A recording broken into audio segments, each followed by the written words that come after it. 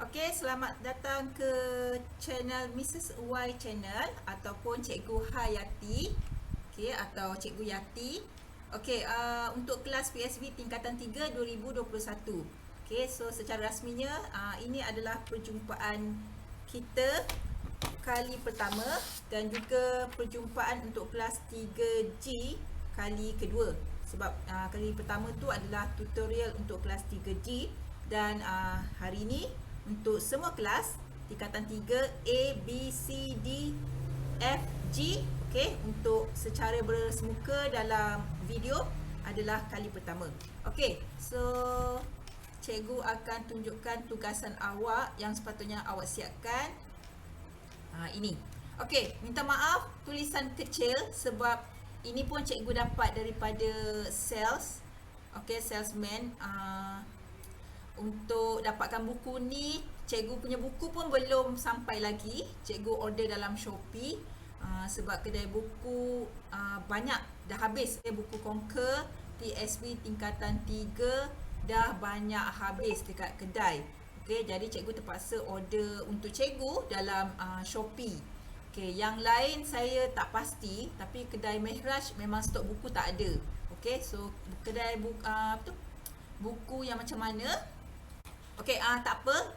Buku Conquer PSB tingkatan 3 cikgu akan share dalam WhatsApp group. Okey, rasanya sebelum cikgu dah share, cikgu akan share lagi sekali lah untuk peringatan.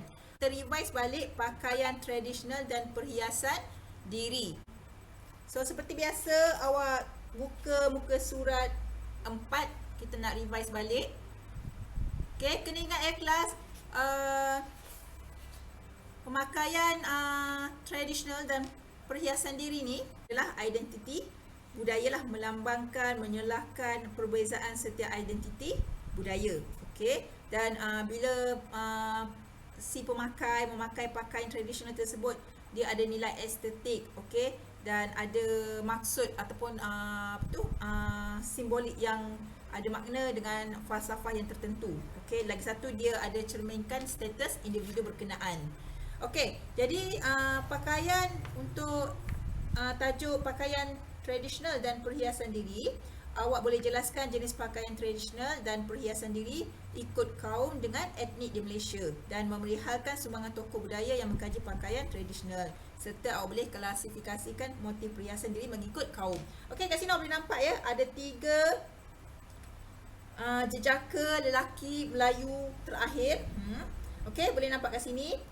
Yang pertama, okey, lelaki Melayu ni dia pakai baju sikap. Okey, yang kedua baju Melayu cekak musang, dan yang ketiga dia pakai baju Melayu Teluk Belanga. Okey, so tiga-tiga ni adalah pemakaian tradisional yang sedikit berbeza. Okey, cuma dia punya capal adalah sama. Pakaian pemakaian dekat kaki lah, capal sama je. Okey, yang sama yang lain adalah tengkolok, okey, keris dengan samping sama je lah. Okey, cuma dia punya perbezaan lipatan tengkolok berbeza, tapi baju Melayu Teluk Belanga dia pakai songkok.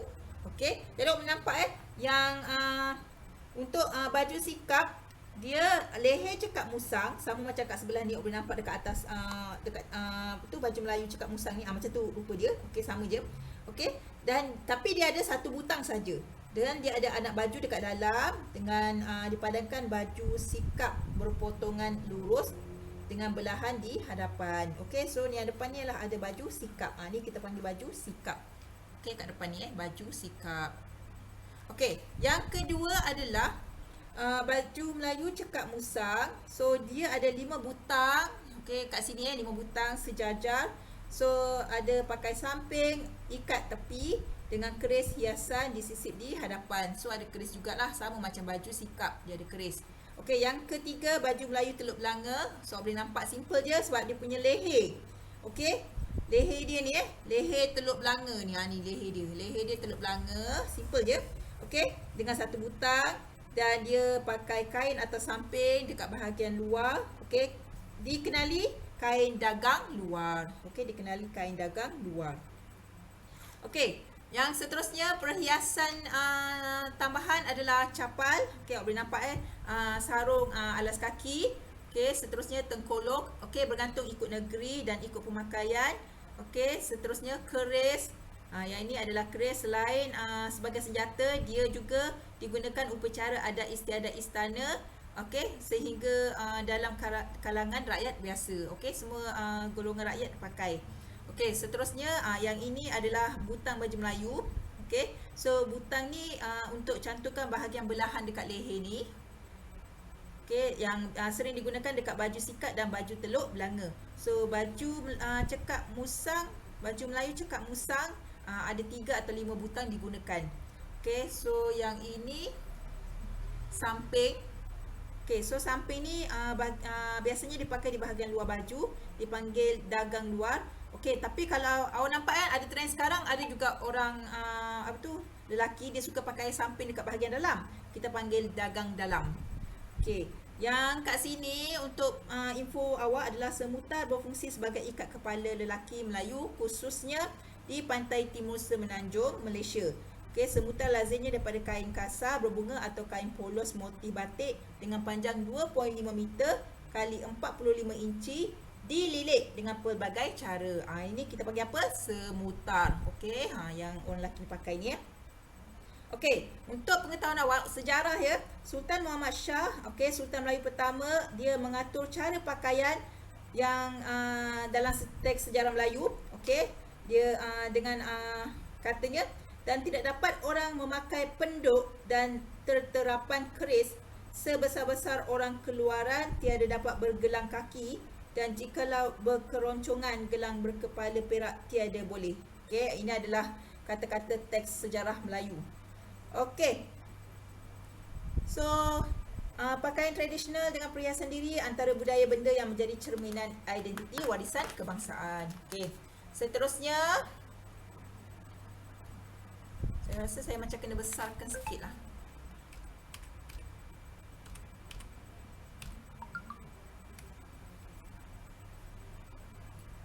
Okey, so kat sini awak boleh nampak pakaian tradisional Melayu wanita. Kat sini baju kurung teluk belanga, baju kurung kedah, baju kebaya, baju kurung cekak musang, baju riau pahang. Okey, so awak boleh nampak kat sini. Okey, baju kurung teluk belanga macam biasa, leher teluk belanga tu ya. Okey, so dia pakai satu butang atau kerongsang di leher baju. So dia ada kekek, baju ni ada kekek kat tepi ni, kekek. Okey, dengan pesak, okey. Dengan padanan kain bersusun tepi, dekat sini, ni kain susun bertepi. Okey, dikenali sebagai ombak mengalun. Kain bersusun tepi nama dia ombak beralun. Ombak mengalun. Okey, dan last sekali dia pakai perhiasan 3 cucuk sanggul ke atas kepala lah. So baju kurung kedah yang ni, okey, ni baju kurung kedah. Okey, teluk belanga juga. Okey, ada hiasan kalung papan kat sini. Okey, dekat bahagian dada ya. So baju ni dipadakan dengan kain lipatan bertangkup dan berselisih di hadapan. Okey, baju kebaya berbelah di bahagian hadapan. Yang ni cantik ni. Okey, so dia ada hiasan pemakaian kerongsang ibu dan anak. Nama kerongsang tu ibu dan anak 3 sejajar. Biasanya dia pakai kat sini. Okey, biasanya. So wanita ni macam biasa dia pakai cucuk sanggul dekat kepala. Cucuk sanggul ni selain daripada perhiasan, dia boleh dijadikan sebagai senjata juga. So lagi satu baju kurung cekak musang. Yang ni simple je, cuma dia punya leher cekak musang ni dengan 3 butang dekat bahagian dada. So biasa sanggul lintang, dia pakai sanggul lintang dekat atas perhiasan kepala ni Dan baju riau pahang, leher cekak musang. Okey, ada potongan pesak kat tepi kiri kanan. Okey, gantung potongan pesak gantung. Dia tak ada kekek dia gantung. So pemakaian macam biasa ada hiasan doko. Ni doko. So sanggul lintang dekat atas ni dan gendik sebagai penyeri wajah pemakai. So yang ni awak boleh baca. Okey, perhiasan diri masyarakat Melayu, gendik, sanggul lintang, pending, doko, kalung papan, cucuk sanggul, kerongsang berantai, subang, cincin, gelang kaki, tali pinggang. Tali pinggang. Yang ni berhias-hias, berat ni. Gelang tangan. Okey, anting-anting, kerongsang ibu dan anak. So silalah kenali perhiasan untuk pakaian tradisional Melayu ya. Okey, seterusnya yang ini. Okey, pakaian tradisional Cina. Awak boleh nampak Cheon Sam. Saya rasa pelajar Cina dia mesti tahu. Dan yang ini adalah Sanfu. Okey, so Cheongsam pakaian kaum Cina, ada potongan labuh ataupun singkat, berkerut di sisi serta berbelah tepi. Biasanya kat belah tepi lah. Bahagian leher ada persamaan dengan pola cekap musang. Ni atas ni. Dia tinggi cekap musang tu dia naik. Okey, diperindahkan dengan susunan butang dalam kedudukan serong. Kat sini. Susunan butang ni kat sini Susunan butang, serong di dada. Kita panggil butang, tak silap saya butang katak Okey, kalau orang fashion dia tahulah. Okey, seterusnya jenis fabrik biasanya dia pakai adalah sutra ataupun broket. Okey, sutra ataupun broket ni. Dari dekat ni butang ni Dia serong tahu butang ni. Okey, dia punya hiasan pakai gelang tangan. Okey, sanfu pula pakaian lelaki kaum Cina. So, pakaian ada belahan di bahagian hadapan ni. Okey, dan diperkemaskan dengan kancing. Ni kancing Okey, so dia ada penutup kepala dan ada cincin. Okey, kaum Cina juga ada pakai cucuk sanggul kelas. Okey, seterusnya adalah pakaian tradisional kaum India, iaitu sari untuk wanita dan ni kita panggil jippa dan dhoti. Okey. So, untuk sari, okay, boleh nampak ni dia. Okey, dia punya kain ni ialah bersaiz antara 5.5 hingga 6 meter panjang. So, dia ada cara melilit. Okey, ada kemahiran lilitan untuk balut tubuh tanpa jahitan. Okey, dan kemas dan rapilah kepada si pemakai. So, yang ni perhiasan kepala, gelang tangan dan gelang kaki. Okey, untuk kaum lelaki India, jippa, tundu dan dhoti. Okey, so yang ini adalah dhoti ni kat bawah ni. Okey, adalah sehelai kain panjang dipakai oleh lelaki secara melilit di pinggang menggunakan teknik ikatan tertentu. Dhoti juga digayakan dengan potongan baju yang bervariasi. Selempang, okey, dikenali tundu diletakkan dekat bahu. Okey, yang ini contoh pakaian pengantin lah. Okey, pengantin. Memang dia pakai dhoti nampak kan? Okey, seterusnya yang ini pakaian etnik Iban. Boleh nampak kat sini. Lelaki dia pakaian dia macam ni, wanita macam ni. Okey, so awak tolong bacalah dia punya huraian yang diberi ni. Okey, nanti kita cuba buat kuis kalau sempat. Okey, so yang ini rasanya cikgu awak sebelum ni dah pernah terangkan. So tak ada masalah. So ni pertama pakaian etnik Kadazan. Okey, etnik Kadazan ni pun awak bacalah tepi dia. Maaf cikgu kena laju sebab cikgu ada kursus kejap lagi ni. Cikgu kena jaga SPM juga ni. Okey, sumbangan tokoh budaya yang ini 2 orang. Sebenarnya ramai lagi tapi kita tunjuk 2 orang ni saja, iaitu Profesor Dr. Siti Zainul Ismail dan Sharifah Azhar Said Muhammad Al-Sagof ataupun nama glamour dia yang dikenali adalah Azhar Aziz. Okey, so mereka ni adalah penyumbang dalam penulisan buku, okey, iaitu dengan kajian juga berkaitan dengan tekstil dan busana tradisi Melayu. Okey, ini sumbangan-sumbangan mereka ni bolehlah baca. Dan sini juga motif perhiasan ni saya nak awak tolong kenali. Kita ada 5 lah, kita kena kenal Melayu, India, Kadazan, Cina dan Iban. So, kenalkan motif-motif perhiasan ni Okey. Seterusnya tugasan awak ni selesai.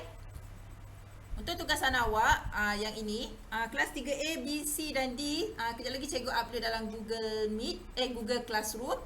Jadi awak tolong tulis jawapan saja. 1A, salah atau betul. Okey, kalau salah tanda pangkah, kalau betul tanda right. Okey, sampailah 1J. Tulis dengan tangan je. Okey, nombor 2 pun sama, awak buat dalam bentuk jadual tapi bahagian gambar ni kosongkanlah. Tulis 1, lepas tu A. Lepas tu yang ni awak tulislah dan tulis jawapan dia. Kalau siapa yang ada buku, lagi bagus. Awak tulis siap-siap dan snap gambar dan hantar dekat cikgu. Yang tak ada buku, termasuk cikgu juga tak ada buku lagi, tulis siap-siap, hantar dekat Google Classroom. Okey, cikgu harap tak ada masalah. Gambar tak perlu print. Okey, just tulis A, B, C dan D sahaja. Okey, siapa yang ada buku, alhamdulillah. Yang tak ada, selewat-lewatnya saya haraplah, saya pun harap juga buku saya sampai dalam minggu ini. So, selewat-lewatnya minggu hadapan semua dah ada. Okey, sebab buku ni saya gunakan sebagai evidence untuk PBD awak. Okey, so cikgu harap awak tolong subscribe channel cikgu and then like. Lepas tu tulis komen. Komen tu bagi komen dekat cikgu and then itu cikgu akan tik sebagai kehadiran awak. Jangan lupa tulis nama awak dekat komen dengan kelas apa. Lepas tu bagilah komen sikit.